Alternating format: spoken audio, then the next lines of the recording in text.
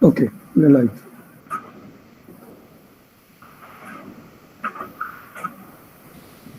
So will we begin?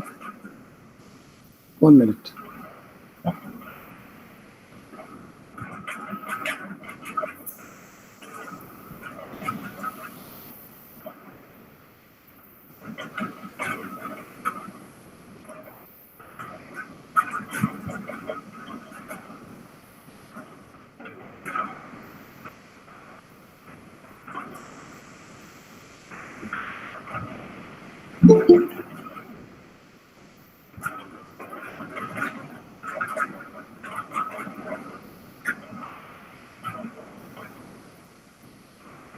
Onindo, Yeah. I think we should begin now. 6:30.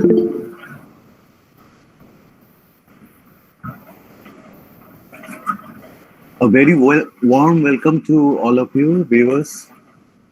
The Department of Film Studies, JU, began the centenary celebrations of Satyajit Ray with a 2-day seminar in March this year. But as you know, the second wave of COVID arrived soon after to force a change of schedule on us.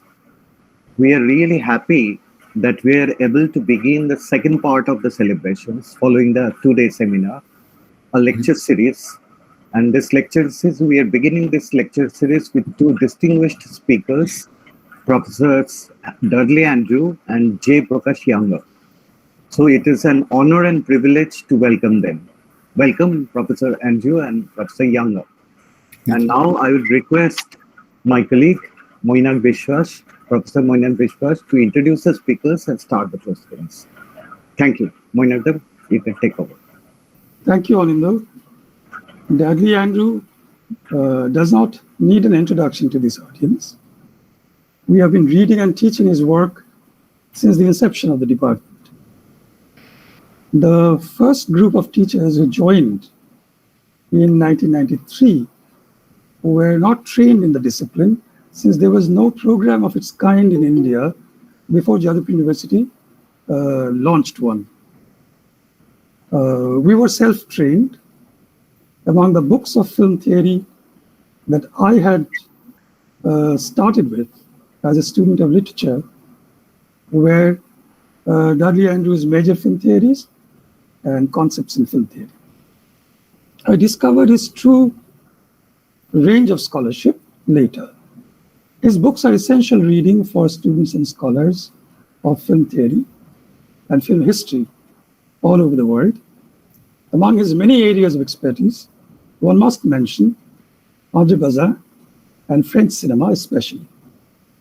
His books have played a crucial role in the re-evaluation and revival of Bazin since the late 1970s. He has written on popular front culture, Jean Renoir, François Truffaut, Mizoguchi, and art cinema in general, and many other subjects. Listing his books and awards will take quite a bit of time.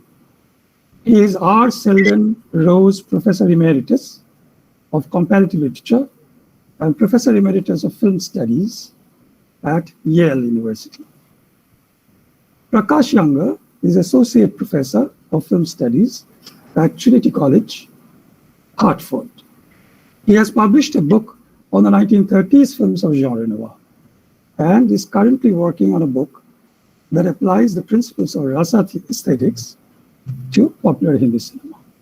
Prakash wrote his doctoral thesis on Bazin at Iowa University in the 1990s under Dudley Andrews' supervision. It gives us great pleasure to welcome you, Dudley and Prakash. The microphone is yours now.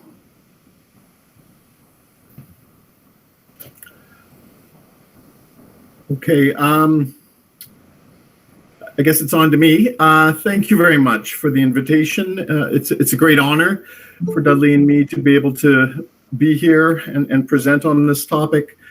Dudley and I share an interest in philosophical aesthetics, and it was our common interest in the great cinephilosopher Andre Bazin that led me to study with Dudley in Iowa 25 years ago.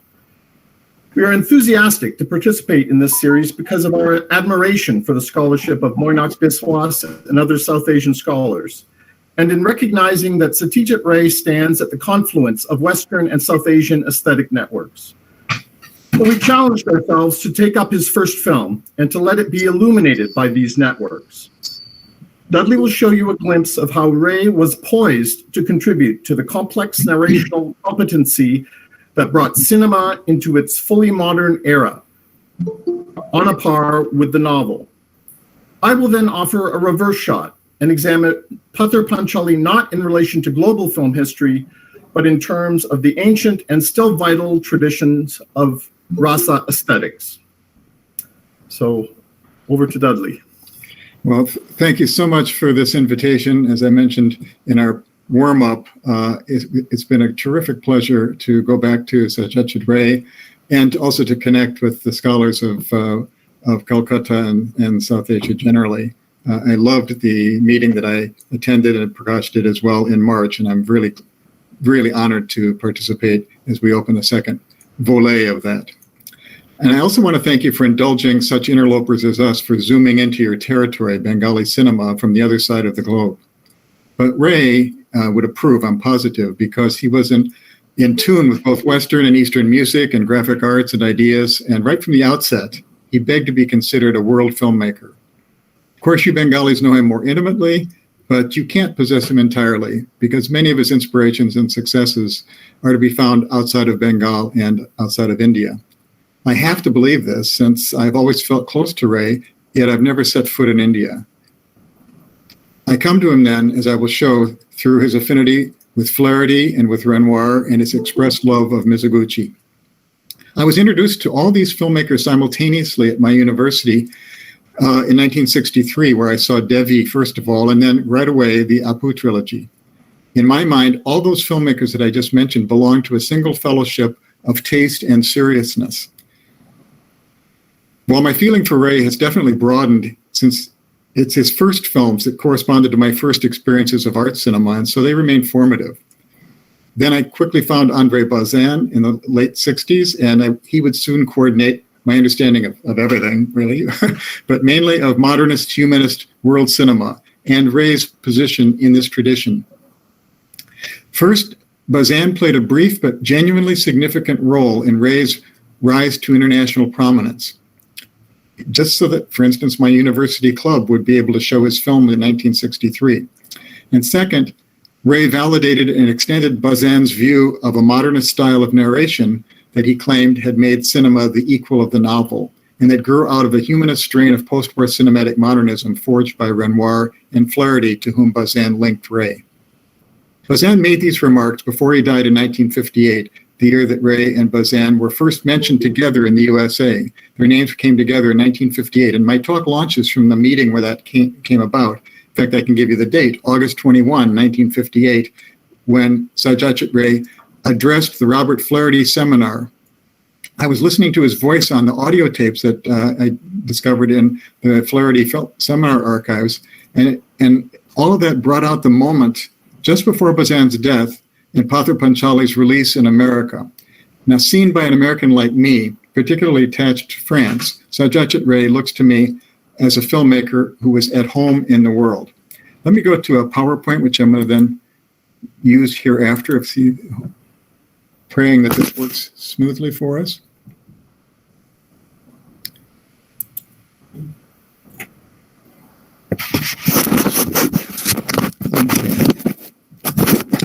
So Maurice Eaton was the first, I think, to recognize or say that Ray was international even before he was a national artist. Pather Panchali was first screened before a public, not in France, not even in Calcutta, but at the Museum of Modern Art in May 1955. This was a one-off screening. Minor distributor named Ed Harrison who made inquiries about the rights to the film. It would be 3 years. Okay. It would be 3 years before Pather Panchali would actually make it to American screens. Meanwhile, the film had found unexpectedly warm reception in Bengal, where it was chosen to represent India at Cannes in 1956. Now, at the Flaherty seminar, I'll show you an image of what the Flaherty looked like. It was a very small group. Ed Harrison gave the backstory to the Cannes screening that gave Pather Panchali its chance. Harrison, who was trying to buy the rights to the film, was eager for the film to succeed at Cannes, and so he was very upset when its screening was demoted to a 9 a.m. slot when most critics are having breakfast. Harrison quickly gathered a couple of his allies in the industry to plead for a schedule change, but the head of the festival hadn't liked the film. Finally, he agreed to show it after Kurosawa's I Live in Fear, and he patronizingly labeled this a kind of Asian double bill. The trouble was that the Japanese planned a party right after the Kurosawa film had ended, and all the critics who were exhausted from a day of screenings skipped the slow Indian film. And they didn't know the director, and they went to decompress and have sake and sushi. Truffaut even is said to have left Pather Panchali just after 10 minutes, grumbling that there wasn't enough in it to stimulate him. He needed to go do something more exciting at the moment. But Bazin stayed, as did Lottie Eisner and Ray's friend from England, Lindsay Anderson. They looked at each other. This is Bazin and Lottie Eisner, and they agreed instantly. This is the discovery of the festival. They were about the only ones in the auditorium. Now, the next day, in one of the daily broadsides that is published for festival goers at Cannes, Bazin wrote a livid rebuke to the programmers for burying the best film he had seen. So they managed to put another screening on, a special one, and word spread sufficiently for Pather Panchali to be recognized with an award inaugurated for the occasion. The Best Human Document, it was called. This sounds like an afterthought to me, and it was really nothing like the Palme d'Or. It's a small award, quite honestly, I think. But promoters such as Harrison could seize on it, as you see here, for advertising. Harrison said that Bazin had given Pather Panchali the extra breath of life it needed, or it would have expired. Citing this Cannes recognition prize, along with gems of praise taken from reviews by the likes of Bazin and Eisner, a distributor could convince theaters to give the film a run. Bazin and Eisner had both heard echoes of Renoir and Flaherty in the lyric Song of the Road. Eisner actually wrote, Satyajit Ray is the Flaherty of Bengal, and here you can quickly see some images. It's really hard to tell which film is from which sometimes. This is Pather Panchali, but that's Flaherty, as you can see.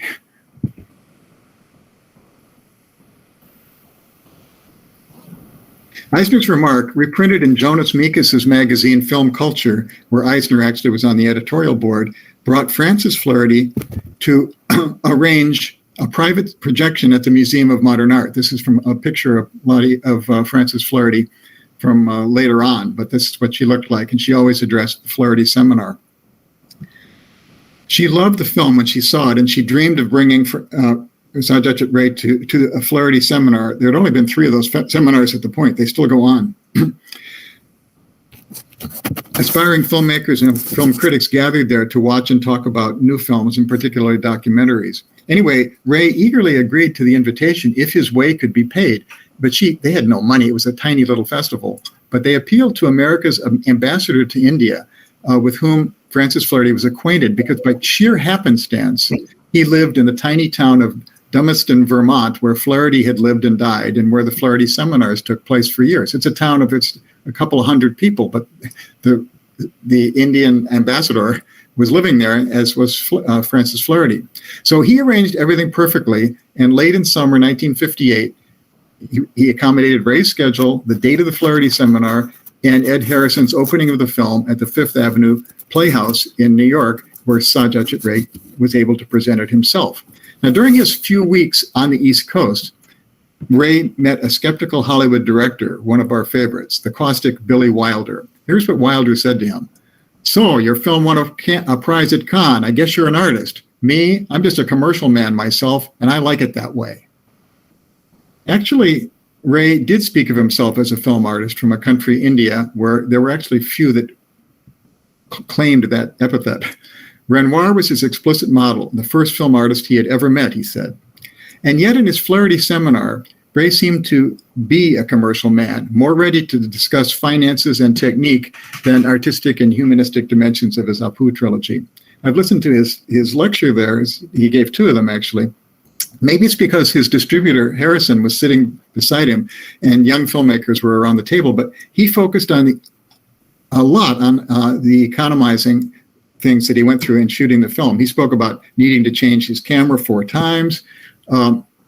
He and Mitra began with an IMO, a very old kind of camera, then graduated to a wall camera, a 1940s style, and then up to something called a Clinton, which I've never seen, and finally to the Aeroflex, a cheap old-fashioned Virgin for silent film shooting, before he was able to move on in Aparajito with the Aeroflex. Ray also discussed Mitra's bounce lighting technique to simulate source light in studio conditions.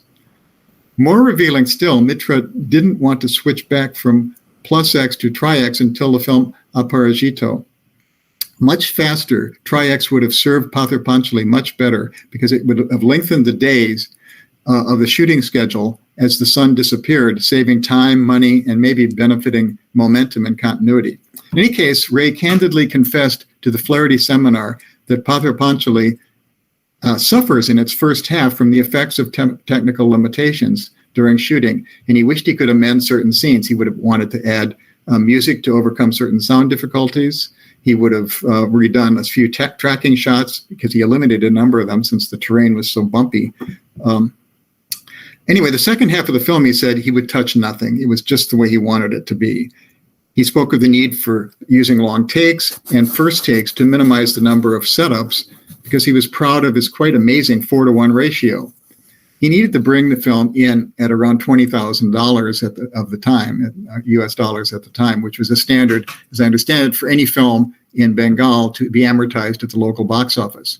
But he didn't really expect the popular local audiences to flock to the film or even to be able to amortize it. See, he knew he needed other Indian cities to play the film. And of course, he was dreaming beyond India as well. Such focus on practicalities and his desire to please distributors demotes Ray in favor of Ritwik Ghatak in the Saints' Lives version of film history. Ray not only had aristocratic roots, but he was a successful commercial artist and a book illustrator. Ray, to my mind, remained a commercial artist all his life, really. But this, I don't think, should bother us. Ghatak actually paid Ray plenty of compliments. You people know this better than I, especially for Pather Panchali, which he thought was really important to the whole Indian cinema movement. But Ghatak definitely was right to think of himself as a martyr from his first days in the proletarian theater movement right to the end, whereas Ray calculated how to make something fungible. He piggybacked on famous Bengali novels, beginning with A Home in the World by Tagore, and then when that project fell apart in 1949, he turned to Pather Panchali. Unlike Ghatak's trilogy, which represented the social group to which Ghatak belonged, those Hindi refugees of partition from Dhaka, Pather Panchali's locale and topic were very far from its director's lived experience. The novelist Vipul Bhushan had drawn heavily on anecdotes heard and experienced while growing up in such a village, but Ray, the upper-class urbanite, found himself adapting an Indian novel that was almost foreign to him. He doesn't apologize for this. Literature and cinema transcend the personal. He absorbed the novel's aesthetic by illustrating it, as you see here in this one illustration I've got, for a print edition in 1943, I believe. And as he told the Flaherty seminar, this film is actually obliquely autobiographical because he empathized so fully with his main character, Apu, that he said, I would have made the same decisions he made. I felt the same sensibility in my growing up. That's a quote from his talk there. Now, that sensibility drew him toward the strain of post-war films that he started to inhale as he calculated how to get into the film world. Flaherty, an independent who was working in backwater landscape of Louisiana Story, is someone who was important to him because he saw Louisiana Story in 1949 when it was played throughout the world, a boy watching the larger world open up before him. But Ray was more alert to narrative films that had a documentary feel, like Bicycle Thieves, of course. Everyone knows that was crucial to him, his touchstone. And this makes Renoir's The Southerner particularly important, more even than the River, since and those two films, by the way, The Southerner and The River, are the only two films that Renoir, in his whole long career, ever centered on family life. Bazin mentions this link. The Southerner, he says, premiered in 1945 in the US and screened worldwide in 1948. And it was inspirational and close to what Ray had in mind for his first work. And so he was excited to meet Renoir when he scouted locations in 1949. He knew, everybody knows the story, I think, including the fact that Ray helped charm Renoir sufficiently to dare to show him an early outline for Pather Panchali. And Ray actually, we know, claims to have looked at Renoir's script for The River and made some suggestions that he thinks were actually taken into account. And we know he delayed his business trip to London so he could observe a couple of sessions of filming. But it really was Subrata Mitra who absorbed everything he could from the two Renoirs, Jean and his nephew Claude, the cinematographer. Ray and Mitra began working together on preparations for Pather Panchali right after Renoir left, and the entire Apu trilogy can be said to be colored by The River.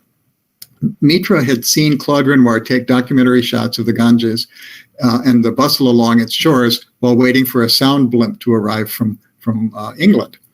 And so he would do the same when obstacles forced a day's shooting to be canceled in Pather Panchali and especially Aparajito. On such occasions, Mitra filmed the Ganges and its ghats in Benares for Aparajito, and for Pather Panchali, those memorable shots of flowers and insects and water before the rainstorm. Like Renoir, both would be criticized and praised for such aimless descriptions. But this is precisely what had attracted Ray to the novel and in all the films that he found most moving. It was the most convenient way to take a film outside of expensive studios without expensive stars. His rejection of Hollywood and Indian entertainment films coincided with the exigencies of independent amateur production. So you can say this is a calculated strategy of a commercial artist. And this is what I think I do want to say. I think I'll hold this for discussion perhaps, but I'm very drawn to Michael Baxendall's theory of the artist-client relationship as being productive for the advance of art history. And Baxendall's an art historian. He works from Giotto right up to Picasso. I think it's an ideal idea for cinema. And there's an excellent recent book, I just mentioned it, The Invention of Robert Bresson by Colin Burnett, who shows that even a film artist as supposedly pure as Bresson needed to keep his eye on the cultural marketplace. He refined his style and he chose his topics in response to what critics were thinking and distributors were looking for. Diary of a Country Priest is not quite so unpredictable as presupposed, because Ray, anyway, he was in tune with the late post-war cinema culture that would trigger a film like that. Ray noticed the same thing about Renoir, too, and called him the very first genuine film artist I have ever met. But he knew that Renoir was ready to compromise or negotiate as he worked in and around producers. Ray did the same. Both men were intent to use the cinema to truly meet the public. This is something Prakash can tell you more about. What does it mean to meet the public? Andre Bazin called filmmakers who were shaking up the conventional cinema in art house theaters and festivals like this, he called it the La Nouvelle Avant-Garde. And he grouped Renoir, Wells, Rossellini, Bresson, and post-war auteurs like Astruc and Agnes Varda under that label.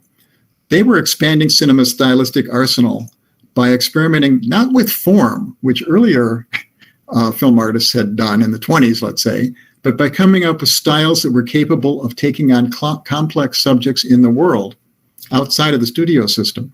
Instead of using scripts that were ready to order for the studios, they were finding material in the real world, including the real world of culture, like novels, that were difficult to film. You had to come up with your own style to match it, to make it come off. Cinema was going to grow as its appetite for the outside world grew. And so Bazin thought this was its new phase, its modern phase. And the messy world was exactly what cinema was equipped to deal with because of the objectivity of its cinematography and the subjectivity of point of view. In Baxendall's terms, this avant-garde fulfilled a kind of brief or a mission tendered by cinephiles and perspicacious distributors like Harrison and festival curators. They were asking for things like this. And Ray wanted to be one of the first non-Western film artists to tap into this elite audience and join this avant-garde. He claimed that Rashomon's success at Venice in 1951 had given him courage. And this was the first film, by the way, that Ed Harrison had brought and distributed in the U.S. Harrison would then pick up Ugetsu by Mizoguchi, and he even made a success out of Umberto D. De Sica's astringent little film. So Ray was glad to appear beside him at the Flaherty Seminar, and this because he was the conduit to America's growing audience for artistic cinema. Whether you want to call it avant-garde is another question. You can certainly call it modern as opposed to classic. Bazin saw Padre Panchali in the light of several films he had recently gone out on a limb to support. This included The Little Fugitive, which I've been showing you here. It was also, by the way, made by an independent, almost amateur filmmaker like Padre Panchali, and it dropped a boy, photogenic, into the tumult of Coney Island and in the streets of New York. He also really got behind and really saved Agnes Varda's La Pointe Courte, her first film, when she similarly dropped a couple of actually theater actors into the fishing port that Varda had actually grown up in Sète in south of France. They play out a fictional dramatic role against the very different and very real rhythm of the local people whom Varda accords equal attention. The local people get plenty of attention in this film. Anyway, Bazin supported any director who would slip in and out of cinema's objectivity and subjectivity, rather like a novelist. And he kept coming back to that in this period. This guaranteed a certain universality. And he wrote of Padre Panchali, he said, transposed to the West, this film would not, I believe, be of any less interest. If one of the modern criteria of cinema resides in the novelistic character of its récit, its capacity beyond that of the objectivity of the image to marry the subjectivities of language, then Satyajit Ray is a filmmaker you have to love. And he loved him for what he loved in Renoir's The Southerner and The River, both taken from popular regional novels, really, which came straight from their author's lived experience. Renoir, like Ray, didn't share the experience of the authors, but he did feel able to bring to the screen the rhythm and tone of the books. And doing so, he was marrying the subjectivities of their language with the objectivity of the image. This is the novel that The Southerner came from. And you can see the novel in the bottom of the poster on the left. It's mentioned there. So it's also from a novel that was relatively well known, but the film is fairly different. In this, Padre Panchali shows actually greater maturity than The Southerner, because these essentially conservative books encourage the directors to come up with a novelistic aesthetic of the sort Bazin believed in. And I think Padre Panchali goes way beyond The Southerner, fair much beyond The Southerner, a film that Ray really did like in a lot of ways. And he was influenced by it, by its themes for sure, as you'll see. If you've seen the film, you can see immediately how this works, but also by the way it was made. Despite its Hollywood origin, The Southerner was effectively an independent production that Renoir took on because its regional focus and narrative simplicity allowed him to operate without much oversight from Hollywood. They moved up to the San Joaquin Valley and were able to work with a very small crew. And 60% of the film was shot outside of LA with quite a small crew. Renoir's favorite collaborator, the set designer Eugène Laurier, found the ideal location along the San Joaquin River. In interviews with me and with Bill Gilcher, and in his autobiography, Laurier details the construction of the film around the setting, which was, he wrote, the expression of our perception of the novel's setting. Laurier sketched the shack as he imagined it from the novel, and then he built it on movable slats so it could be featured in all seasons as the cotton matured. when the location was finished, he moved the shack to the Hollywood studio where the film was completed. Ray would follow something like the same pattern. This is the porch, the veranda that he built. And here's Ray's set. Ray would follow something of the same pattern. And you can see the veranda on the right side there. And you can see it here, of course. It's going to be important to my view of the film. I wonder if he spoke to Laurier during the many months that the designer spent in India. Laurier was in India much longer than Renoir preparing the film, and could easily have would have seen Ray because he went to the same hotel to see him. Their philosophies of art and set design clearly match. For the Southerner, Laurier fashioned a kind of what he called interior-exterior set, custom built for this film only, he said. Each wooden plank of the shack is chosen for its particular weathered look. Yet the set doesn't take over in either film, in this one or in Ray's film. This is the Ray set. But it is interior-exterior because it gives you a kind of protected space that is nevertheless open to the surrounding land and sky, maintaining the interior-exterior balance that is key to the worldviews projected by the films, but also it allows some of the scenes to be shot in studio later on with matching built-in windows and so on. Outside the little house, nature outlasts and sometimes overwhelms those who live beside and within it. The Southerner's very first sequences of a field of tall cotton plants shown in such a way as to take over the screen with human beings moving like animals in these rows here behind them. Padre Panchali contains equivalent scenes, as we know, of the children gambling amidst the tall reeds. Both films feature a colorfully, grandmother who's comic in a way in their false bitterness. Both are played by professionals too, by the way. There's Beulah Bondi overplaying the role in the Renoir film, in my view. But they're similar in that regard. And there are lots of stereotypes in both films, or a few of them anyway. The candy seller and in the Ray film, and many, many different characters. Among them is a malevolent neighbor in both films. These neighbors are successful. They've made it in a very difficult situation. They've risen up and they've established themselves on the land, and they look down on the struggling families that are the focus of both films, and they begrudge them the little land that they do occupy. The very first shots of Father Panchali shows her, this neighbor standing on high over her balcony, screaming at Durga for having stolen some mangoes. And then later on, right away actually, she begins to scream at her mother, who's drawing well water, and she's pregnant. Like the nasty neighbor of the Southerner, however, she's going to soften up at the very end and wish her poor neighbors a better future. There's the nasty neighbor in the Southerner who is trying to throw him off the land. But at the end, they get together and he says, oh, maybe you're not such a bad guy. And the same thing happens here as you see the neighbor at the very end talking about how difficult life makes people become mean, and that's what's happened to her. She recognizes it. So this is the humanism that Ray shares with Renoir, expressed via space and via acting. All these characters have a reason for acting the way they do. You get something of their perspective, even though they are caricatured to some extent. All humans are linked, however, in these films to nature and so they're subservient to it. And the beauty of the landscapes of both films is shattered in both by sublime storms that sublime in the Kantian sense of being overwhelming.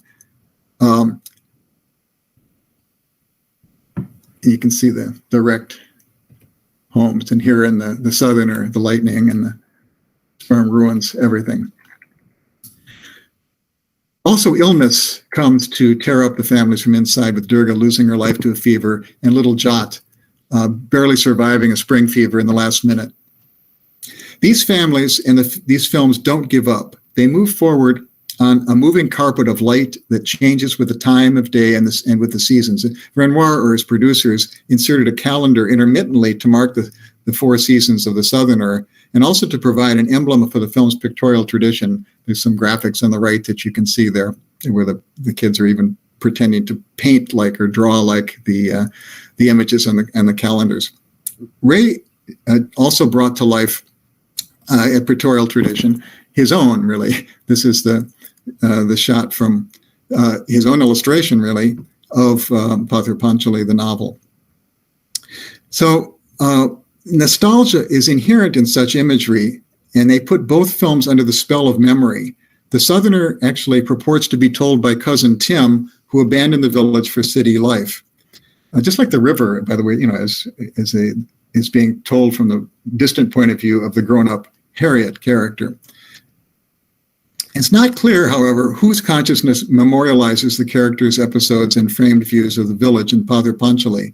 And this ambiguity brings Monak Biswas to claim that there is an invisible shift of the narrative gaze between the camera and the landscape. The camera and nature both seem to speak from time to time. That's unquote. Biswas goes on to note that what I too find Ray's most important aesthetic advance, the constitution of a gaze just beyond the characters that envelops their gazes. This close but concerned look comes from, and I think, the surround of nature, which is felt to be larger than the little home, larger than the village, yet it belongs to the village like some local deity hovering over it.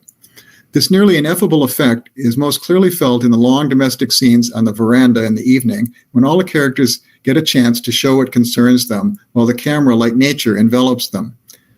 And you can actually see in the far distance, that's Auntie is rocking baby Apu. And there are several other scenes in which all the characters are seen and their various points of view are delivered.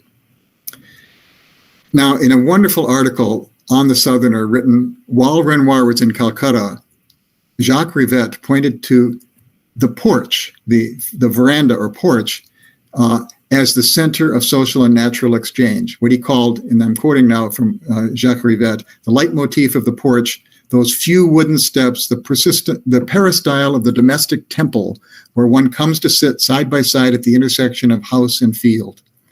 And then he goes on, he's almost talking about Pather Panchali, he says, Rivette says, to speak of a banal and flatly edifying script, as critics are doing today, to regret the absence of dramatic progression, as some people have said, all that is flatly absurd. Man is in the midst of the world, of its seasons, of its whims. That is the subject of the Southerner. It proves once again that the word script has no meaning, that there is no script, and never will be. A film is people walking, talking, men who act before our eyes and oblige us to accompany them in their actions, to share their lives, to participate in the 1,000 little incidents that make up an existence and which interest us equally. Here Renoir joins Flaherty. This is Rivette still speaking. Renoir joins Flaherty. Both of them realize the subtle mixture of artifice and reality necessary for an expressive transcription of the world. So I want to finish now by reminding us that, in fact, Pather Panchali outperforms the Southerner in doing this. It accords nature a much greater presence, I think, than did the Southerner. Ray drew, I think, for this on Renoir's vision of from the river, a much greater film than the Southerner. Ray understood how the multiple perspectives of the characters in the river, their interchanges with each other and with nature, could flow like a river of prose. As Monak says of Bibut Bhuchan's novel, it moves in and out of the consciousness of Apu without any clear signals about the boundaries of that consciousness. Yes, Ray did ingest the novel's rhythm, the flow of its weakly enchained anecdotes and descriptions, and the shift of scale that isolate individual flowers or insects before taking on sometimes cosmic overviews of the land and everything that inhabits it. So I have to end on one of my favorite lines from Renoir, his conclusion to his analysis of the river. Bazin wrote about Renoir and the river. Intimate knowledge in Renoir comes through love, and love through the surface of the world. The suppleness, the mobility, the living modeled nature of his mise-en-scène comes from his concern to drape his films in the seamless robe of reality for his pleasure and our delight. This is what made Pather Panchali and Bazin's eye leap way beyond all Indian films he had seen, way beyond Bimal Roy's 1954 the Biga Zumin, 2 acres of land, which he had seen and which had won a prize at Cannes too in '54. Ray actually liked that film, but he went way beyond it. He tried something called, I would say, interior realism. And this is where he was able to unfold the seamless robe of reality. Take a look at this. This is one of my favorite, one of the great scenes of the film. If you think of the piece of cloth that is covering Apu on the right, his sister Durga tells him to get up.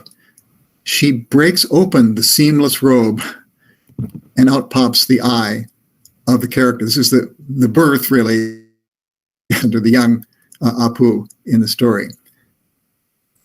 Flaherty in Louisiana Story, like Renoir in The River, had filtered his films through the memory of a character who grows up as the story moves forward. And one of the best American reviews of The River put it this way: childhood merging into adolescence, it triumphs, as did Louisiana Story, in its identification of a landscape with childhood haunts. And it is hardly an accident that A Great River should have inspired both films. Well, water also flows through and around the Apu trilogy. It comes to us like from a roman fleuve, a novel. That's what we would call the Baudelaire novels. But Ray's trilogy is a film fleuve, understood really as Le Fleuve, the river of Renoir. And if Ray was disappointed in Renoir's masterpiece when he saw it sitting next to the director in 1968 and finding it perhaps too picturesque and surely a foreigner's view of Bengal, he did applaud its scenes where there was an immersion of the film into Bengal. And here I'm showing you an immersion scene from Pather Panchali. This is a reflection of the children walking with the dog and the candy man. And there's another immersion scene from Pather Panchali. And they come, I think, in part from his understanding of what happened in the river. Because his favorite scene in that film, he said, which he did see, was this one in which Harriet is going out to drown herself in the river. He wanted his characters to be immersed in Bengal the way Harriet was moving into a final immersion, but then to resurface as in a baptism. This is what Ray felt he had achieved in the Apu trilogy, and I'm among the innumerable ones who believe he did just this. Thank you.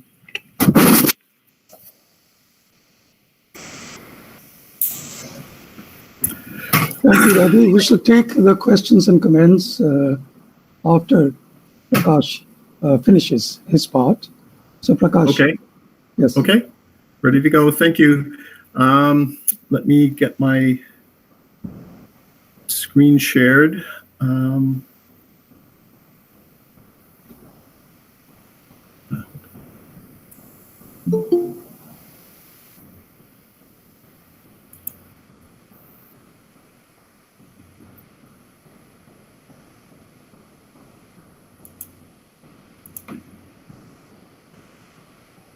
So you can all see a kind of Word document with some images there? We can't, actually. You can't. Okay. Hold on. It's coming up now. It's coming up. Wait. Okay. I'll just do it again. No, it was coming up. Just wait. Okay. Okay, so put that up. Minimize it. Wait, sorry.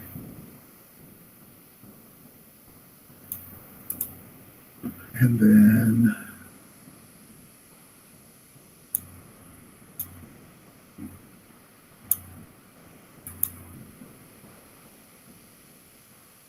Yes. So you can see like the whole page there. No, we can see the top part of it. Just scroll down. Okay, perfect. Okay, perfect. You just scroll down a little. Yes. Now we can see all of it. Okay. Okay, great. Okay. Well, thanks again for the honor of the invitation to present on one of Ray's great masterpieces. I hope what I have to say is in some sense illuminating of it. My focus will be on explaining how Pather Panchali works as a rasa-based work of art.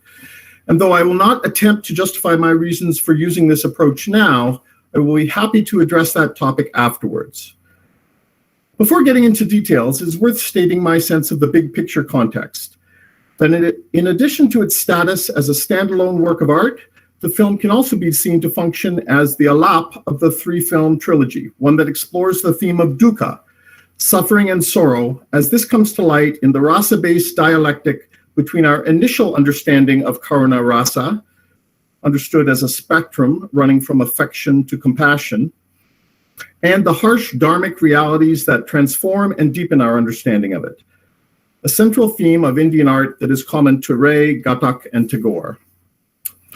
I will begin with some general observations about the world of the film and its characters, and then move on to rasa theory and its relevance to understanding the limpid simplicity of Ray's style. Pather Panchali is not about life in a village.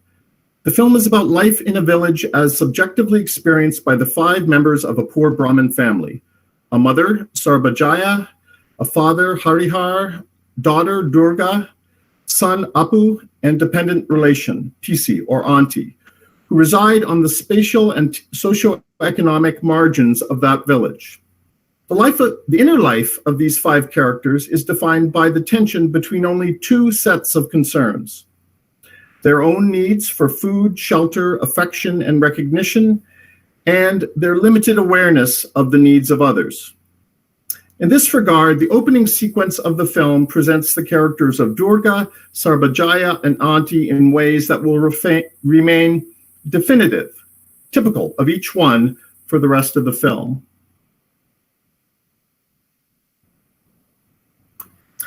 Durga is defined by a sense of wonder and affection for the kittens, Auntie, and the world around her. Her longing for the fruits, possessions, and status and life possibilities of the Mukherjee girls, and after Apu arrives, the tension between her love for him and her awareness that he is the favored child. Sarbajaya is a de facto single mom. Hypervigilant, she is defined by a constant fear of social misrecognition and by her concern for the needs of everyone in the family. This tension generally inhibits her desire to express affection for her children, and any resentment she might feel towards her absent daydreamer husband is directed towards Durga and Auntie. Auntie is the penultimate node in a mise-en abîme of precarity that runs from the Mukherjee Haveli to the family's broken down home, to her own room across the courtyard of that home, where she cooks and eats by herself. Her own dependents are the dog and the plant, and she is defined by the tension between her longing to be accepted as a member of the family and the constant expressions of displaced resentment she gets from Sarbajaya. The rigor of Ray's style can be recognized in its choice of limitations. There is not a single shot from the point of view of any of the other characters, nor are there any objective third-person establishing shots or montages. Every shot in the film can be said to reflect the point of view of one or more of its 5 main characters by showing us what they are experiencing, by showing us them experiencing it, or, most often, by doing both things at once. But having said that, it is important to emphasize that no sequence in the film can be reduced to, or even biased in favor of, the point of view of a single character. Because at the rasa-based level of the temporally continuous sequence, Ray is not concerned with any of the characters as individuals. I would argue that this in turn reflects the very different functions of narrative and character in Western and Indian aesthetic theory. According to the latter, rasa is progressively developed in the spectator through a process whereby characters are repeatedly contrasted with each other, just as the 6 notes of a raga are repeatedly contrasted with each other in an alap. As Edwin Giraud explains, the rasa is developed not monotonously by iterative statement, contrasts that set the generalized character in opposition to contrary characters and events viewed as subordinate, and which thus reaffirm and rediscover that character. In fact, no rasa can be developed denotatively by statement, but only as its inherent contrasts are continually clarified and refined. But if the character itself be confused, no dramatic progression is possible.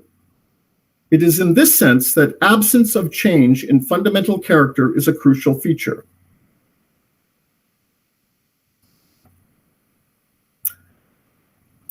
To see how this concept of unchanging characters works in practice, let's consider a brief and simple scene at home, while noting that the scene is intercut with other scenes in the fields and on the path that make up the sequence as a whole.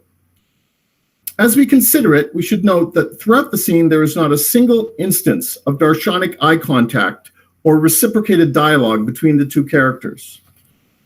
Though they are aware of each other's presence, the spectator is forced to hold the scene together by connecting two quasi-autonomous performances. So just briefly, Auntie comes home, she kind of gets a kind of cold, disconnected reception from Sarbajaya. She sits down, then hobbles over to the main house. Sarbajaya concedes and removes the top of the water jug. Auntie sits there, drinks, and then hobbles back over to her side of the courtyard, pours the remnants of the water jug on the plant, and then gets her stuff and leaves. And we get kind of reaction shots of Sarbajaya. And the last couple shots, she's sitting there thinking, and then the action we get is her just, putting the cup to her mouth and drinking, and we get a dissolve back to the fields.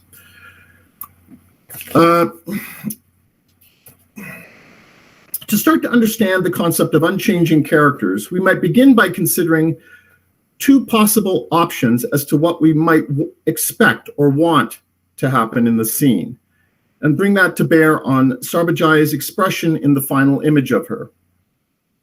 According to option one, according to the action-oriented priorities of Deleuze's Cinema 1, we might want to see her call out kindly to Auntie, or get up and beg her to stay, or get angry and chase her out, acting out Karuna as either love or its polar opposite, hate.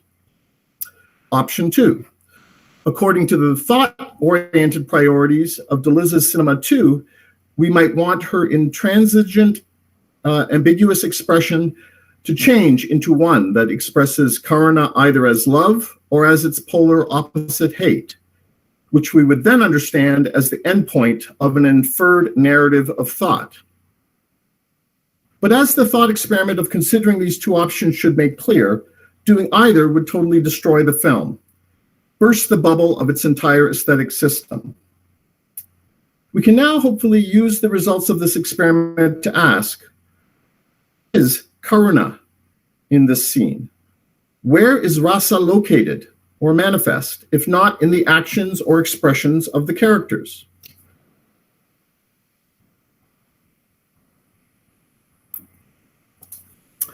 This film theoretical question was the subject of continuous discussion for over 600 years, from the canonical account of rasa aesthetics in the Natya Shastra to the comprehensive synthesis of the philosopher Abhinavagupta. Having thought through the many rasa location options that the preceding tradition had considered, for example, locating rasa in the god Rama himself, in the fictional character of Rama in a specific text, or in the actor portraying Rama in a particular performance, Abhinava concluded that rasa is clarified and made manifest only in the heart of the ideal, sensitive spectator.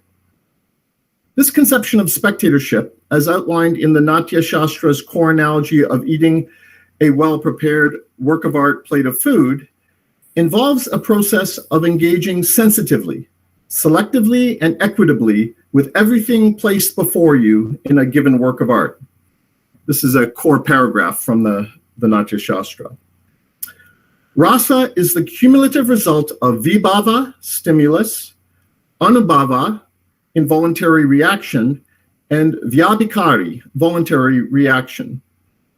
For example, just as when various condiments and sauces and herbs and other materials are mixed, a taste, different from the individual tastes of the components is felt, or when the mixing of materials like molasses with other materials produces 6 kinds of tastes, so long with the different bhavas, bodily emotions, the sthayi bhava, the permanent emotional memory, becomes a rasa, which can be translated as taste, essence, mood. People who eat prepared food mixed with different condiments and sauces, if they are sensitive, enjoy the different tastes and then feel pleasure or satisfaction. Likewise, sensitive spectators, after enjoying the various emotions expressed by the actors through words, gestures, and feelings, feel pleasure. This final feeling by the spectators is here explained as the rasa of natya. So to unpack this a little bit, in aesthetic experience, performers present the audience with a variety of elements that could arouse their bhava, or bodily emotions. The spectators then selectively engage with these elements, and through this engagement, their bhava are progressively refined into rasa, a generalized or universal emotional essence. To understand how rasa is produced, we need to recognize 2 distinct modes of spectatorial engagement, both of which depend on the culturally and biographically determined sensitivity of the individual spectator. The first process is that in which different elements are offered for combination by the performance and then selectively combined and tasted by the spectator. As the culinary analogy attempts to clarify, the intimate proximity between 2 or more elements necessarily redefines each of them, and in the process produces something new, the anubhava, or involuntary reaction. This immediate contrast between 2 or more emotional responses gives each rasa definition by making its raw emotional core stand out clearly and boldly. This produces something new that registers against and modifies the existing emotional memories associated with each of the rasas. This modification can also be understood as a process of contrast, but of a very different sort from the first, because here the spectators as connoisseurs savor the subtle difference between the new manifestation of a specific rasa and all the previous manifestations of the same rasa stored within their memories. This is the vyabhikari, or voluntary reaction. This second process is crucial to understanding how the raw emotion evoked in the spectator is progressively transformed into rasa. To return to the culinary analogy, imagine that we all take a bite of juicy steak and then swallow a mouthful of Spanish garnacha. According to rasa theory, our immediate sensual perception, how and what we actually taste, will vary depending on our biographically and culturally determined sensitivity. If we happen to be wine-drinking carnivores, we may register the lightly charred rareness of the steak against the rough fruit of the wine, while simultaneously comparing the lightly charred rareness to that of our previous bite and other steaks, the rough fruit to that of our previous mouthful and other glasses of wine. In principle, each of these processes necessarily informs the other, but rasa theory assumes that in everyday experience, our pre-existing emotional memories always have the upper hand in determining our perceptions. The steaks and wine of the past bear down upon and neutralize the party happening between any particular bite and mouthful. In aesthetic experience, performers and spectators collaborate to invert this polarity, using the dynamic encounter between a given bite and mouthful as a pretext for exploring the universal possibilities of steak and wine. As Edwin Giraud puts it, it is the function of art to free the very conditions of emotional life. And it is precisely in this sense that the rasa is not a concrete emotion, a bhava, but rather the inversion of an emotion. The specific determinants of the emotion, place, time, circumstance, etc., are so cast as to appear themselves as functions of the latent emotional state. A process of communication has taken place wherein the wherein the raw and largely incommunicable stuff of life has been transformed into a device for stating and exploring the very boundaries, the conditions of life itself. The rasa is thus inherently pleasurable, delectable, for it is nothing but a possibility, an anticipation sure of its freedom. It is worth dwelling briefly on the idea of rasa as the inversion of an emotion that both depends on and transforms our pre-existing emotions and memories. A wine critic like Robert Parker tastes a mouthful of he can identify up to 15 separate tastes and can compare a given mouthful with a mental database of thousands. Parker's perception is better, more intense, articulated, and complex, because for him, any mouthful opens up an entire world beyond the wine itself. The genealogy of the grapevines, the soil they grow in, the weather they have experienced, the drainage of their slope, the landscape, culture, and history of the wine's world.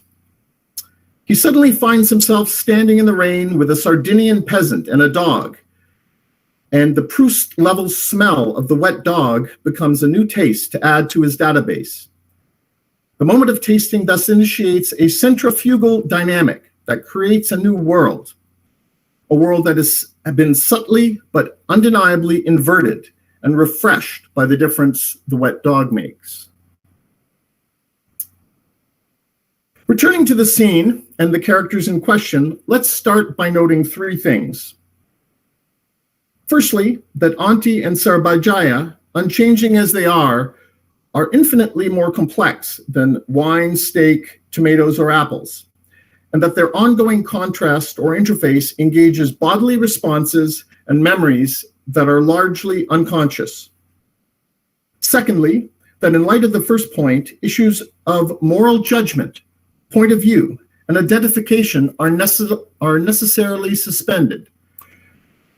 We don't know which of them is right or wrong because we have accepted the film's invitation to suspend our pre-existing obsession with whether we are right or wrong.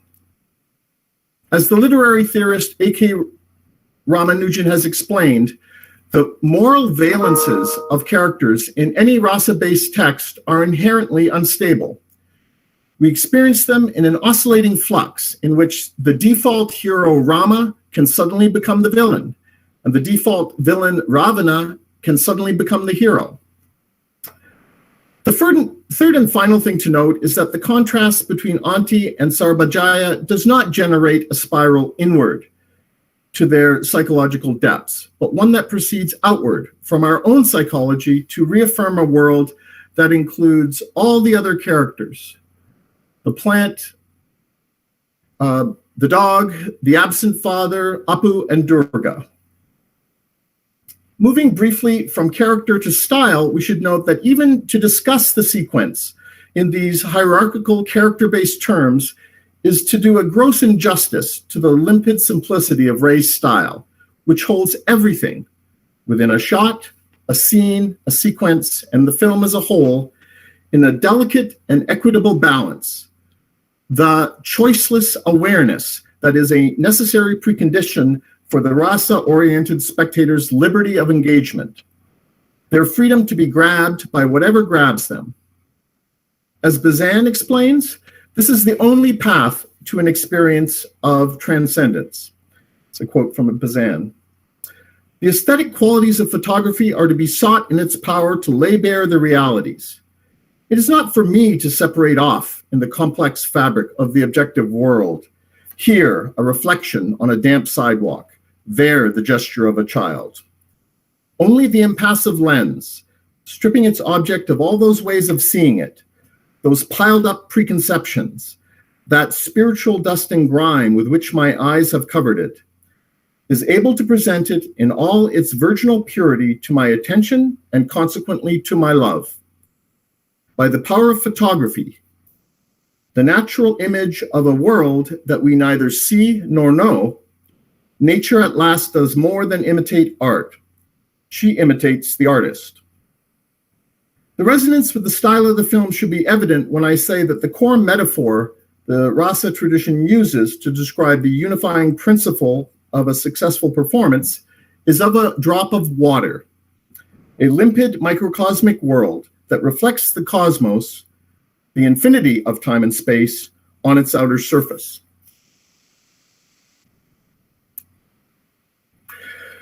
Moving from style to narrative issues, a primary analogy the Sanskrit philosophers use to explain how a story or play works is that of a drop of water traveling down the surface of a leaf. Viewed from the outside, the story of the drop is entirely episodic. There is no discernible narrative causality. The drop pauses, it runs, it zigs and zags like a jackrabbit, deftly absorbs another drop, and then pauses again for what seems like a microcosmic eternity. What is its problem? Is it just going to hang there forever? Can I leave now? Go to the bathroom and check my phone? These are some of the thoughts in my students' heads during screenings of popular Hindi language films. And before I've been able to explain that such films are not governed by any extrinsic narrative causality, but by an inner life that derives from their own unique and unknowable rasa-based engagements. I fully believe the same is true of the Apu trilogy.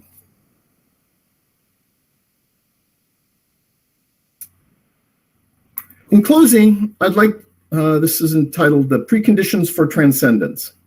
In closing, I'd like to consider the necessary preconditions that allow a rasa-based work of art to work in practice, and suggest why the Indian philosophical tradition's understanding of art might distinguish it as superior to a dominant tradition in Western aesthetics running from Aristotle through Kant to the histrionic narcissism of contemporary film theory.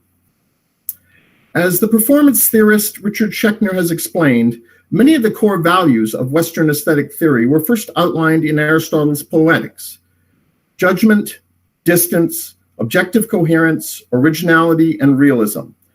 All have their roots in the agonistic way elite Greek audiences viewed live performances of classical theater. With the goal of rendering an aesthetic judgment by voting for the best play, best author, most original performance, etc., they distanced themselves from their immediate emotional responses and viewed the story and the characters of the live performance in a manner akin to the voyeuristic Metz-Mulvey model of film spectatorship. Everything takes place in another world separated from that of the audience. Live performances were treated like a mechanism of dead and distant objects designed to arouse fear in a manner akin to a Hitchcock film. Based in a thoughtful reading of the Natya Shastra and over 50 years observing Indian performances, Schechner contrasts the ancient Greek model with a model of rasa-based spectatorship shaped by the intimate context in which ancient Sanskrit drama was performed. He therefore arrives at an entirely opposite set of values: acceptance, proximity, subjective coherence, familiarity, and expressionism. Schechner also references the religious concept of darshan, a sense of live mutual co-presence, as a necessary precondition of all aesthetic experience. I've myself observed how this works in traditional worship contexts many times. You see the goddess, but far more importantly, the goddess sees you. I have seen the spotlight of a profound and familiar joy on the faces of worshipers when they know the goddess has seen them. A dead object, a bronze idol, is thus experienced as a live performance. I've also observed this paradigm at work on numerous occasions watching films with Indian audiences. The atmosphere that derives from a sense of unmediated co-presence is unmistakable. And the best analogy I can come up with is a reunion of old and familiar friends, deeply infused with the intertextual memories of the past, but fully open to whatever new oscillations and surprising reversals the occasion may bring. This atmosphere is unmistakably different from the courtroom atmosphere I've experienced screening Antonioni films for my students and at many film conferences, where the fear is palpable. Everyone is defensive, deep down scared of being judged and therefore preemptively judging, creating a stressful situation in which it is impossible for the art to do its work. In putting forth their ideal of sensitivity as a prerequisite, the Sanskrit philosophers well understood that the emotional state in which we experience art is crucial, and that a pre-existing condition of anxiety or any other strong emotion is toxic to the development of rasa.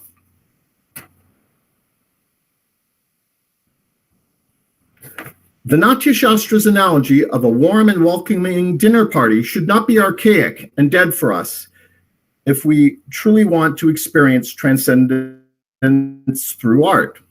Most am serving porterhouse steaks and garnacha.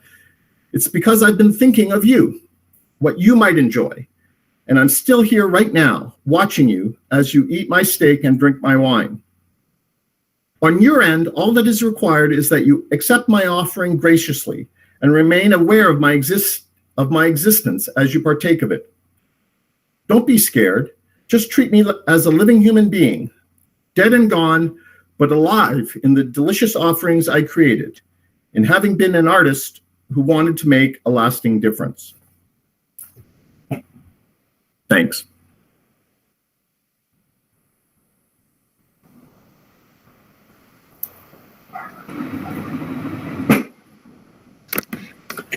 Well, thank you, Prakash, and thank you again, Dudley. We have had, it's a single presentation, but two parts that give us 2 points of view, quite widely divergent points of view.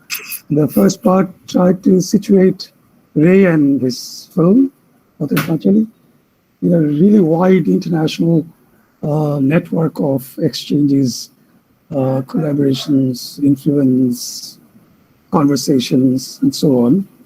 The second attempted to place it very closely within a single tradition of aesthetics, namely the Natya Shastra and its commentary, primarily by Abhinava Gupta. So I would invite the audience present here to ask questions, offer their comments.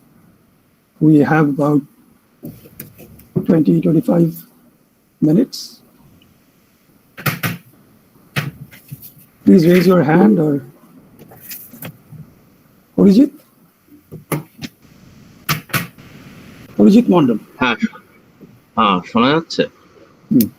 Am I audible? You are. Yeah. Hi, Prakash. I had a critique about your reading of Natya Shastra, primarily on the basis that, it's more of a formal critique rather than an interpretation. So, Natya Shastra is primarily to be used for Natya, drama, play. And then it was the Kavya part was later added by Abhinava Gupta. That is one thing. But to apply that in terms of cinema, I would say that would have to be, at least justified to a large extent. And other than that, there is another aspect of the very element of rasa theory. See, in Indian aesthetics, at least when you bring in rasa, not everyone is an equal. So if you, I don't know if you know it, but India has a long history of caste system, and rasa too is divided on the basis of caste system. So it's a bit like this. Brahma, the original code man of the universe, has different pindas or different body parts in different varnas, in different castes. So it's as if they're ontologically different. It's not like class where you are differentiated on the basis of your profession and so on. So you're ontologically considered different. So your prakriti, your pinda defines your prakriti, your nature. Nature is a bad interpretation of prakriti. Prakriti would be say, impetus or tendency, loosely speaking. So, to perceive rasa, different audiences are allowed or not allowed to perceive some rasa. So, for example, higher bonds, Dija, or people who are from the upper caste, are not to be associated with Vibhatsya, the odious rasa, or the hasya. So only certain hasya or laughter or mirth is allowed for the upper caste. Other than that, ridicule, humiliation, rage, and mocking, all of these, disgust, it's specifically resorted for the lower castes. So even when it is applied through a bhava and when it is perceived as a rasa, there is an ontological divide between what rasa is allowed for some people, what rasa is not allowed some people. So I would like for you to take a look at this and perhaps make a comment on this, how you are trying to approach this divide, let's say. Sure. Yeah. So I'll just kind of to what was perhaps implicit in the way I presented my talk, which is that I'm not trying, and I'm actually not interested in trying to sort of connect the historical dots, all the way from the Natya Shastra and Abhinava Gupta to Ray. My assumption is that classical tradition that lasted for 1,000 years wasn't inventing something, or it wasn't contained within that elite Sanskrit realm. In fact, what was going on in philosophy, or what I believe goes on in any philosophy, is that within an elite realm, people are trying to clarify, make explicit the assumptions of the entire culture or civilization. So my argument about the relevance of applying rasa aesthetics, let's say, to Ray or to Bollywood films, which is my primary interest, is that these are assumptions, these are ways of experiencing art that are widely shared, and I would even go so far as to say pervasive, precisely because they actually make sense, and I think they make better sense in terms of explaining how art works than than Western assumptions. Now, as far as the issue of the kind of baked-in nature of the caste system, the ideological nature of that, let's say that in the definition of sensitivity,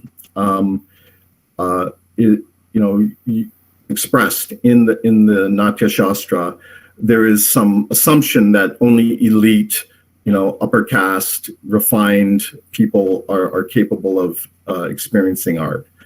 What I would kind of point to as a kind of much larger context is the fact that as Ramanujan and a myriad of scholars of both high culture and popular culture have shown, Indian civilization is always poised, always, you could say, oscillating between a ideologically driven, kind of dogmatic definition of,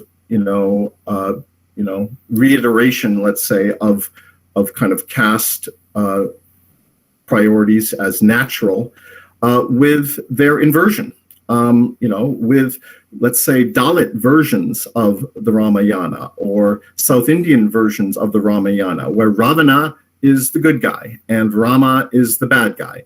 And any look at, let's say, how the perception of North Indian religion is kind of received in South India, from a Tamil point of view, it's obvious that those things are not, they are fixed maybe in a given iteration, but then they're totally transformed by a kind of much larger dynamic that's always driven by the context. I don't know if that hits your point, but that kind of maybe sketches out a little bit of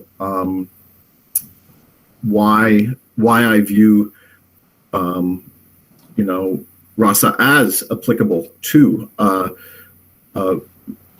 Indian art in general. It has to be demonstrated, obviously, in every individual case, but I think there isn't a theoretical objection that I can see to it. Can we go to Rochana Majumdar now? Rochana wanted to ask a question. Thank you. Can you hear me? We can. Yes. Okay. Thank you both for a fascinating series of reflections. I enjoyed both talks very, very much. My question is actually for Dudley.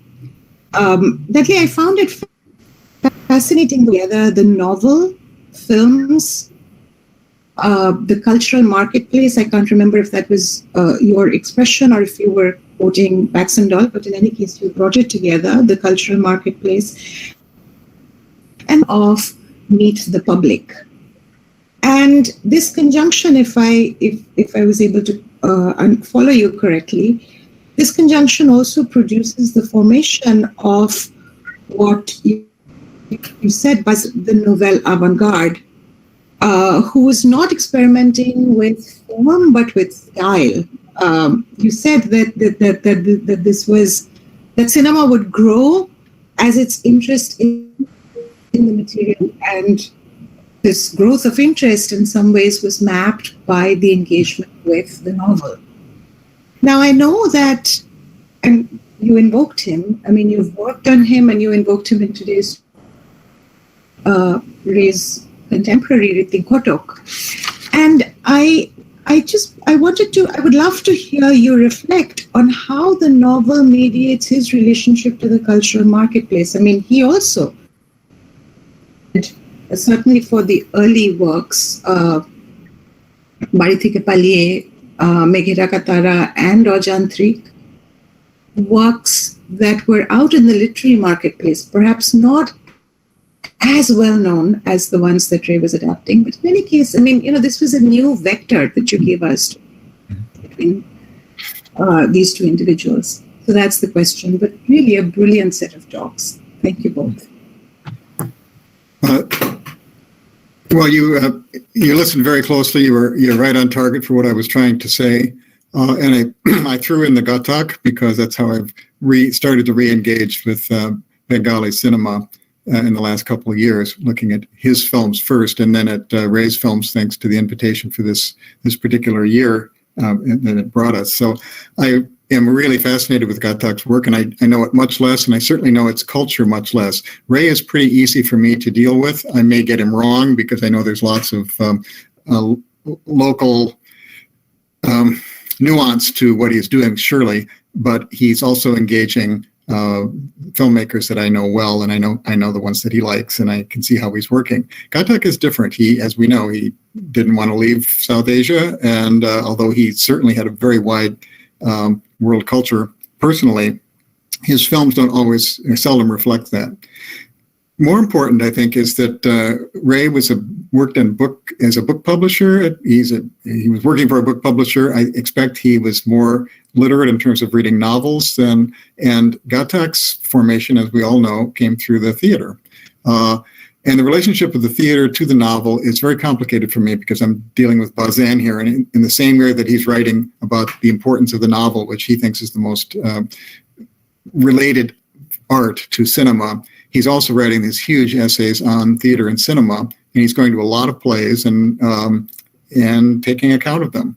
But I have trouble putting Bazin's notions of novel and theater together in the same. I've just finished a book on Bazin's relation to literature where I don't talk about theater at all, and I don't include any of his pieces on it. I think that's going to take a different volume. So I think there is a separation and a difference. So Gottak's relationship to performing literature is one in which he's performing texts as if he were able to do it, not with tabula rasa, but he's able to take famous texts, and I think even if he's taking novels by Tagore or anybody else, I think he's able to think of them as something that he's going to theatricalize as if he were a theater director from the work that he began in the 1940s.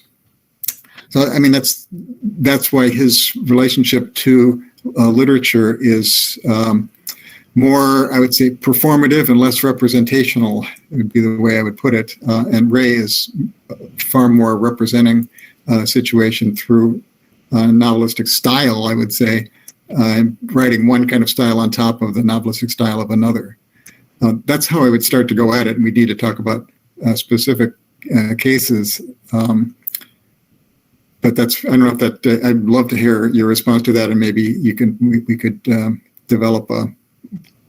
Well, I think there's a lot to think about there, and I'd certainly love to talk more about it, but I think right now I'm eager to hear other questions.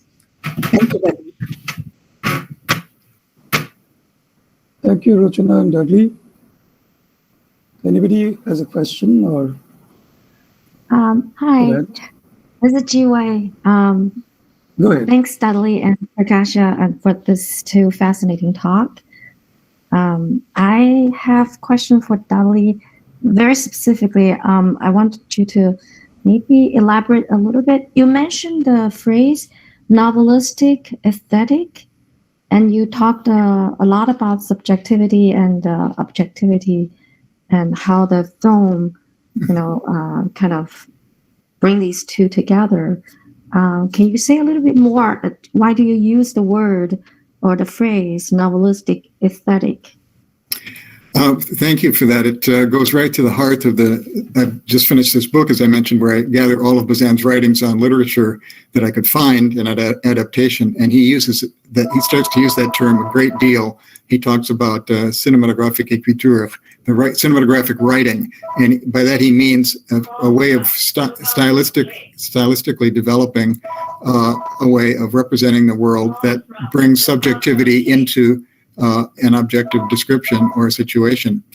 So the example that I didn't spend enough time on, that I only thought about it recently, is the one that I had those series of slides for at the very end, when Durga unfolds or moves back the cloth, the bedspread that's on top of her brother Apu, and she manages to stick her fingers in a little slit in it and open it up, and you can see his eye there. It's a fantastic idea. It's a cinematographic writing idea. And what that means for me is that if you think of when Bazin says that Renoir cloaks the world in a seamless robe of reality, but the robe is also folded. And what concerns me is the way that, in a way, this is an unfolding of the robe. This is a kind of Deleuzean idea, Baroque idea. You unfold the robe and something pops up from underneath the fold, which is the eye, a subjective eye within the robe itself. You have something looking back at you. I was thinking of the darshan that Prakash was mentioning here. So you can do this I don't think you can do this in theater in the same way. This is a novelistic tendency to try to have within description, you can have the perception coming back through the description, peeking through, as it were. And styles, this is what novelistic style does. This is what Bazin sees in André Gide. He sees it in Proust. He sees it in Flaubert, in the French examples. And I think he sees it in Renoir. And I would say he would see it, he does see it. He says, I see in Satyajit Ray the melding of subjectivities within objectivity. And I think you can do that that's a novelistic achievement. That's one of the achievements of the novel. And I think he believes that in the 1950s, cinema had come to be able to do that and therefore take on, in a relay race, it takes the baton from the novel and runs with it in its own direction, using different materials. So that's why I'm concerned with that term, and I'd love to see. I'm going to keep working on it in other films that I'm watching. That's wonderful. Chinankur, you want to ask a question? Yeah, am I audible? You are. Yes. Yeah. Hi, Dudley. So your discussion about Baza's reflection on literary works and literature reminded me of Eisenstein, who is another of Baza's always nemesis, and his famous essay, Dickens, Griffith and Film Today. And towards the end of the essay, he is talking about the dialectics of emotion and intellection.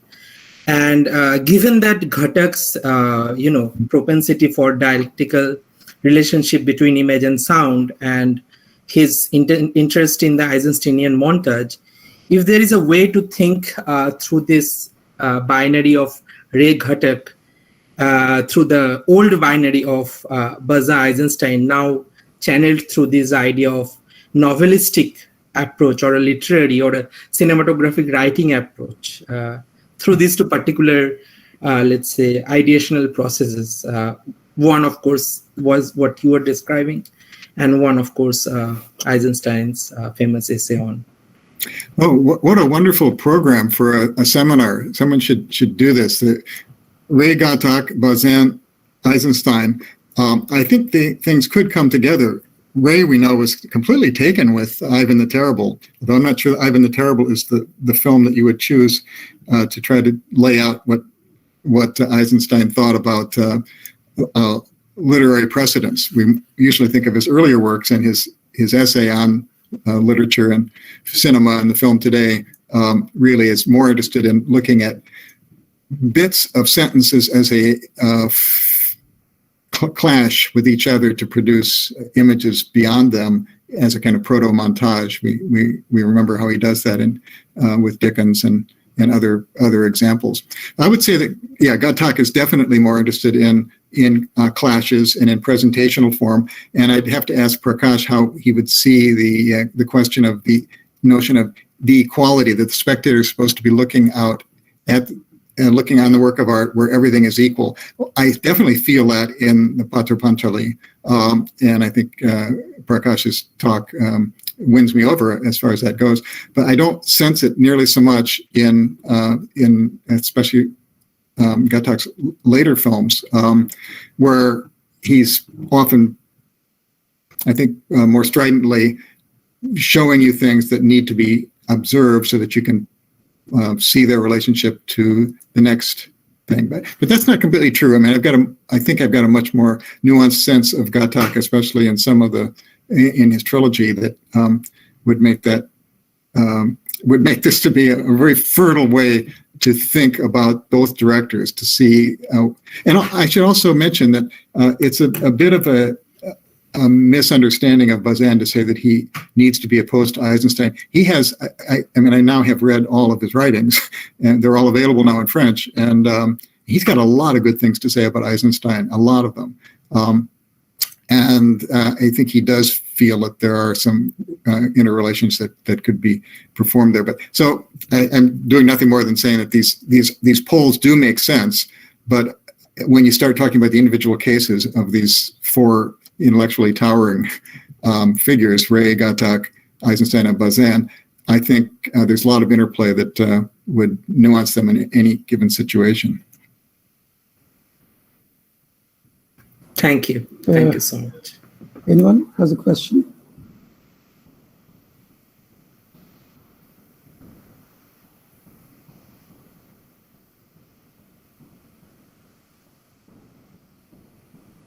Shupriyadi?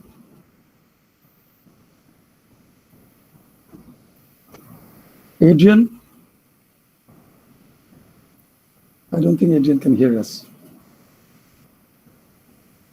I was thinking, since nobody else is talking, I was thinking of this novel, the novelistic connection. Of course, there's this quality of narration that Ray learns directly from Vibhuti Bhushan. And he says time and again that the other thing that he learned from him he considered Vibhuti Bhushan a guru in screenplay writing because of the absolutely authentic speech that the novelist uses in his writing. But apart from that, just taking in, sort of reflecting on what you said, I was also thinking that it's the question of coming at a meeting point between objectivity and subjectivity. And if this wonderful discussion of Southerner and Pathipachali that you presented, and the question of the landscape changing around these characters, the space, the nature itself changing around the characters, taking that into account, I was also reminded of something that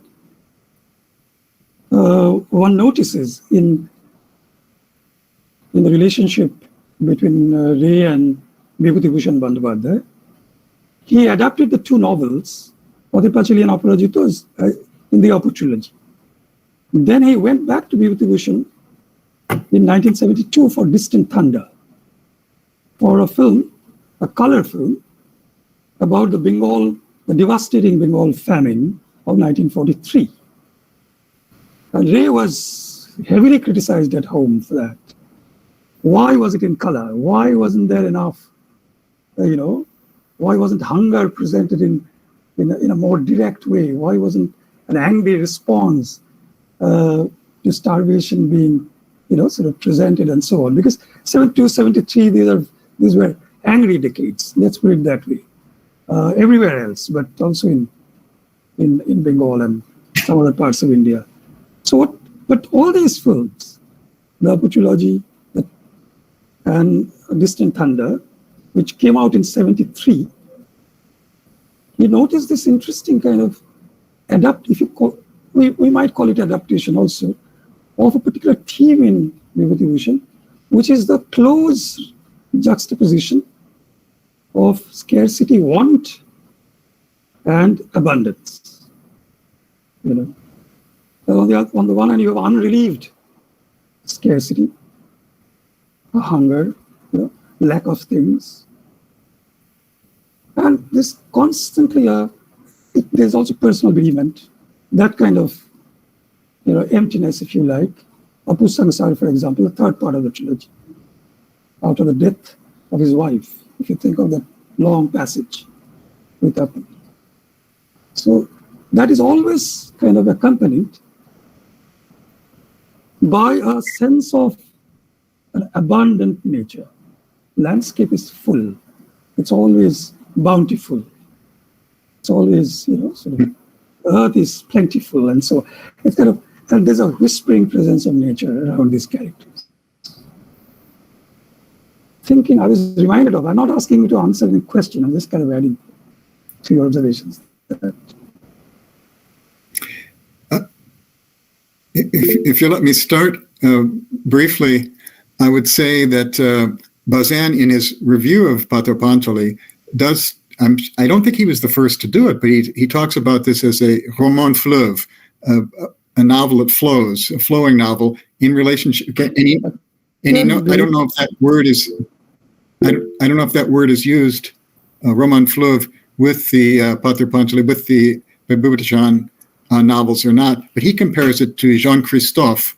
I've got slides of it, actually. I'm not going to indulge. Yeah. So the Jean-Christophe, which is an eight novel series, and things go up and down in the novel for the hero. And it's like a river that can overflow its banks and sometimes cause destruction. Other times it can trickle. And so the novel just keeps going on. And so I think that Ray's films, the ones that he made, the trilogy, actually show exactly that sort of relationship. And I think this is one of the jokes that Bazin had with himself when he wanted to talk about the relationship of a roman fleuve to Renoir's own novel, own film, which is called Le Fleuve in French. Now, what happens afterwards in 1972 when we've got many years after, if he's writing the novel in 1943 and Ray's making the film in 1972, India continues to go on, and there are moments of scarcity and struggle. But the idea that there's something, I guess, comforting about the surround of nature is what Bazin thinks of as the larger sphere of the roman fleuve. It can continue. There can be another film made in the series. And I guess he would be waiting for the next one that Ray could make after that. I think William Gilcher has a comment. Yes, thank you very much for allowing me to be here today to listen to these two wonderful talks. I just had really a brief comment about Renoir and his relationship with Eugène Lourier, the set designer. Lourier worked very closely with Renoir for a number of films, and he was the one responsible working with Renoir and figuring out how the spatial compositions could work in The River and in The Southerner and in other films. And it was a very close collaboration. Their minds and values were tightly related with each other, and they got along extremely well. I think it's improbable that Lourier and Satyajit Ray did not talk while they were staying at the same hotel over a long period. I think that you can count on their having had some conversations, very serious conversations about space. I'm sorry about the telephone in the background.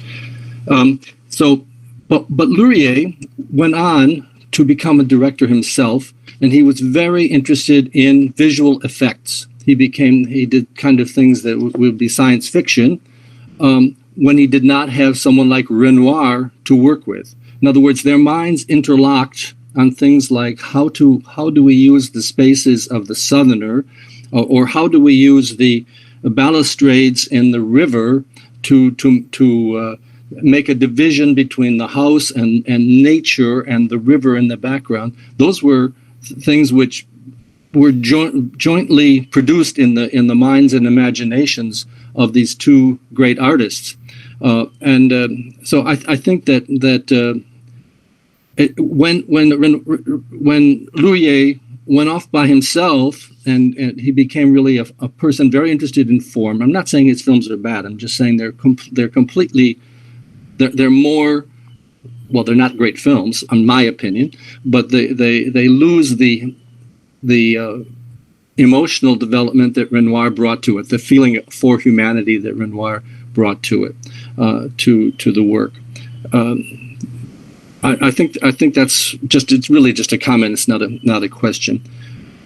So I just wanted to mention that, and I hope that I'm really very happy for this. I'm really interested in what Prakash Younger had to say about Ray and how he fits into a different tradition, and I want to understand better what's going on there. So thank you very much for being here and for giving these talks. Thank you very much. I mean, Eugène Lourier is also mentioned in some kind of autobiographical accounts, because some of Ray's contemporaries and friends, they also got involved in the river, this sort of with the team of the river. So they would go location hunting, they would spend time with them. So one person who became a very well-known documentary filmmaker, but he was also a commercial sort of filmmaker, I mean, ad filmmaker, as we call them, and made 2 feature films at least. Hari Sadhan Dasgupta, actually has written about Lourier and meeting him in Calcutta. I can't immediately remember the name of the essay, but I'll try to translate this stuff for you if you're interested later on. Thank you. Do we have any more questions? Because it's already more than 90 minutes. One more quick comment, and that is about Samuel Beckett wrote a play in which it's only the mouth that's visible on stage. So you might think about that, Dudley, with terms of theatricality and what are the limits. Of course, that's what Beckett was interested in, is how can I limit things so much that it becomes impossible. So, and where is that margin? So. Thank you for that, Bill. So if there is no other question or comment, I would let us speak. Sorry, Anindo Sengupta. Yeah. Now, I'd like to thank Dudley because this relationship, Ronwo and Ray, is something which I was always interested in, but I didn't have any kind of starting point where to. Thank you for giving me that, because I think two films actually, Rules of the Game and Day in the Country. Day in the Country. These two actually, I have a feeling that this two haunted Ray in a certain kind of way, because I see the ghost of Rules in the Game in Kanchanjunga, in Oromnet Dindatri, later Shaka Proshaka, and also in Nayak. If you just change the setting, the mansion, the chateau into a train like that, and also in a more kind of more less tangible way, Day in the Country, not only the images and so on and so forth, and also Ray and Mitra's relationship with Impressionism, one can say, is something I think. So thanks for giving it a good start. Thank you. Appreciate. Thank you, Anando. We have a question from Sangeeta Gopal, and then Monishita Das. Her connection is okay. Monishita, can you see the comment box, Dudley? And yes, I think I can. Monishita Das has typed her. Yeah. Because her connection is unstable.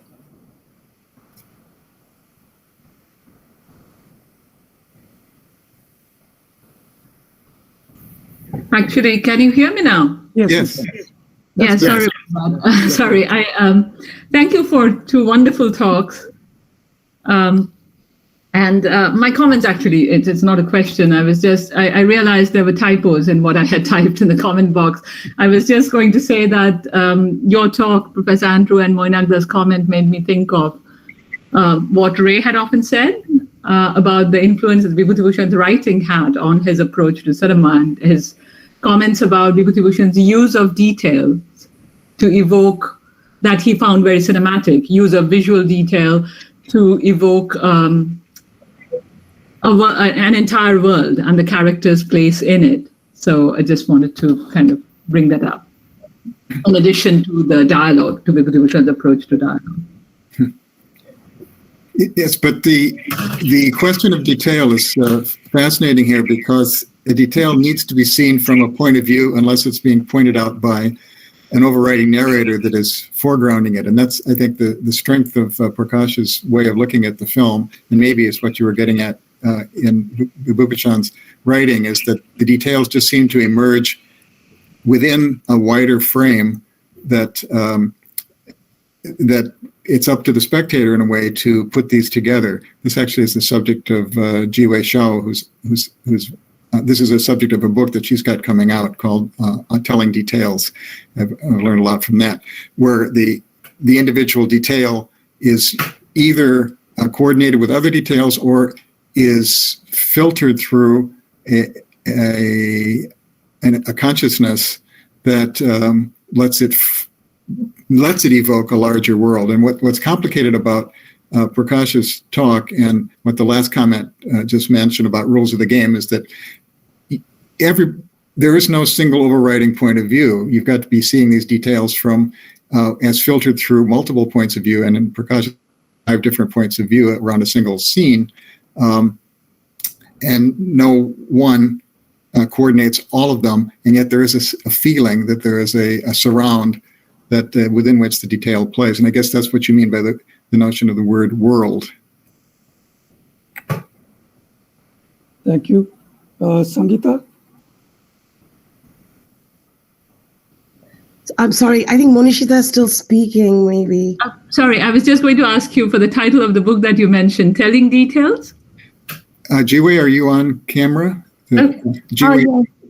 It's called Telling Details, Chinese Fiction, World Literature. Oh, thank you. Yeah. Thank you. Look forward to reading it. Thanks. Thank you, Jiwei. Can we go to Sangeeta? Or? Yeah, sure.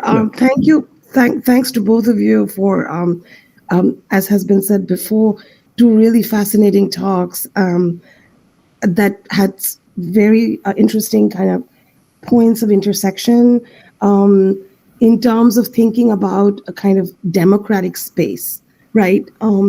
Dudley came to that in one way through tracing a kind of worldliness, and Prakash came to it another way by thinking of affect as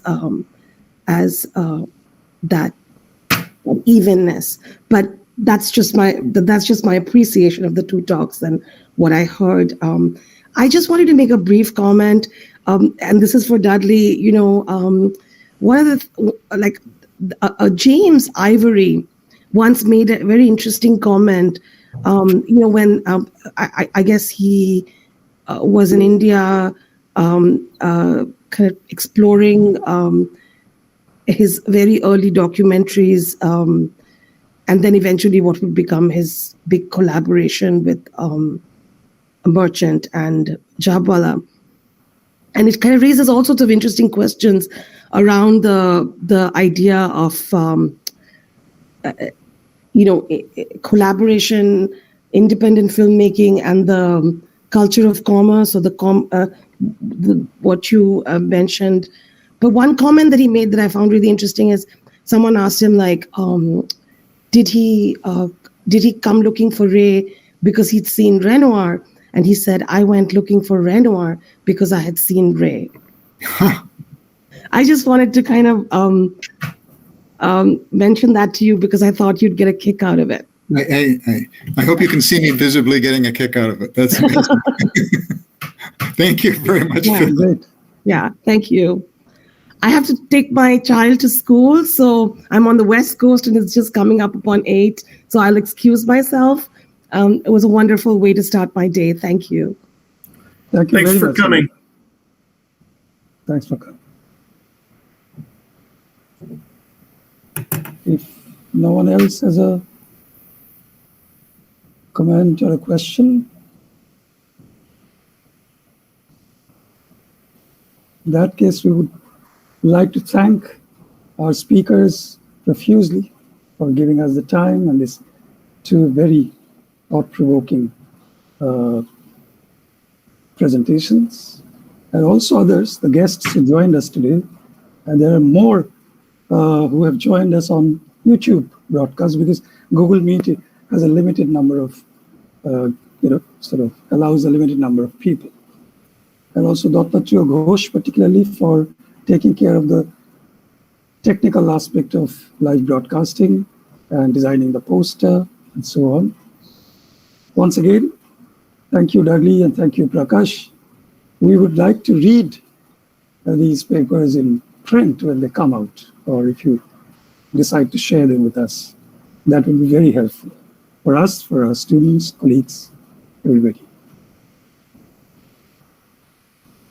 So, good night from here, but in your case, it would be another time.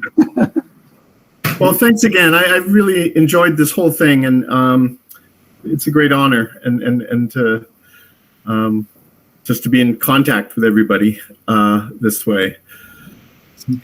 I second that to the limit. Have a great weekend, everybody, and thank you for starting ours in such a stimulating manner. Thanks for the questions and your attention. It was great. Thank you. And I hope you all enjoy the Durga Puja festival. Thanks. It's just 2 days away. It actually has started in a way. Well, if you're thinking of it, it's started, I guess, you know.